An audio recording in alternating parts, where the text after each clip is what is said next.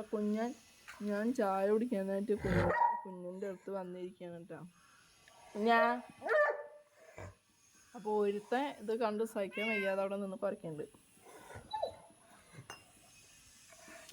അപ്പോൾ കുഞ്ഞൻ പരാതി പറയണു. അല്ല അവൻ കുറയ്ക്കണേന് കുഞ്ഞിനോട് പരാതി പറയണു.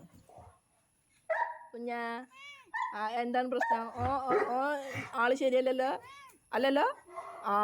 ഉണ്ടാ കുഞ്ഞൻ കുഞ്ഞിൻ്റെ വർത്താനം പറച്ചിൽ ഇങ്ങനെയാണ്.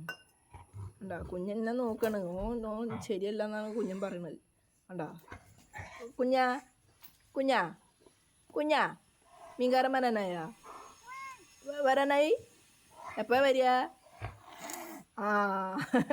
കുഞ്ഞിട്ടനെ കണ്ടിട്ട് കുഞ്ഞിട്ടാ ഒക്കെ ഞാൻ ചായ കുടിക്കണിട്ട് വന്നതാണ്. കുഞ്ഞിട്ടാ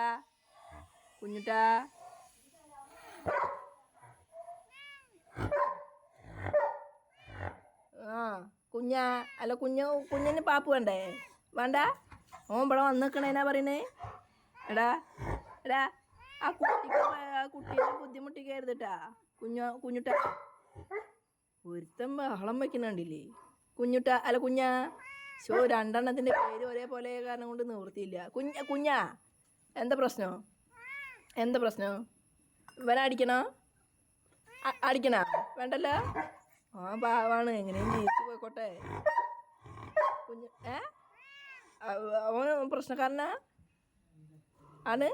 പ്രശ്നക്കാരനാ? ആള് ശരിയല്ലേ? പാവാണ്. ഞാൻ തരാ.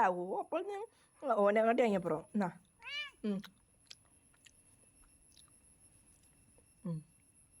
ഇപ്പം ചായ എല്ലാവരും പങ്കുവെച്ച് കഴിക്കുക കേട്ടോ. ബോബു ഒരുത്തണ്ട് എൻ്റെ പിന്നിൽ. കുഞ്ഞിട്ടാ പത്തിരിഞ്ഞ് വേണോ? പാപ്പ് വേണോ? ഇനി വേണോ? കുഞ്ഞാ ഇനി വേണോ? പത്തിരിഞ്ഞ് വേണോ? കുഞ്ഞാ ഇനി വേണോ?